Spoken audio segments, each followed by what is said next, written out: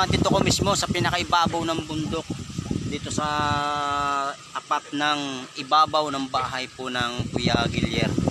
Gusto ko lang ipakita sa inyo yung kalagayan po kung gaano karami ang bahay ng Barangay San Diego. Tingnan nyo.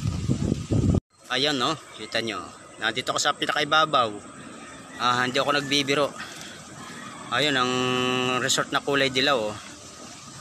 Yun, tanaw dito yung resort ni na Ate Christy Malina. Yun, oh. Ito yun ang karagatan. Oh. Ayan ang kabahayan. Ito yung kabahayan yan. Oh. Yan yung makikita. Oh. Hindi lang ako makakuha dahil bangin na ito. Yan. Bangin na talaga ito. Hindi ako pwedeng dumungaw pa. Akin nalulula pag ako yung dudungaw. Ayan o. Yan ang karsada. Yun ang dagat. Kita nyo yan o. Grabe, kita makikita mo. Puro bahaya na pala ito. Puro bubong na. Hindi ko nalang makita ang papunta rito sa Mipman. Dito sa parteng silangan.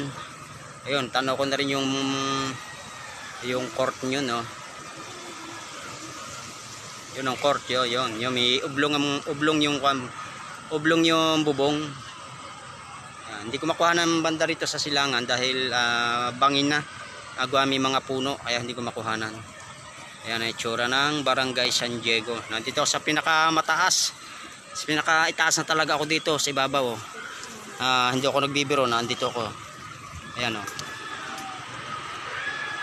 Yan ha, dinig pa nyo, naigik pa yung mga baboy ni Kuya Gilier yata, yung baboy ng Kuya Gilier. Ayan, ang Barangay San Diego. Napakaraming kabahayanan. Ayun, ang dagat, oh. Yan, ganito na lamang ang aking pagpakita sa inyo yan.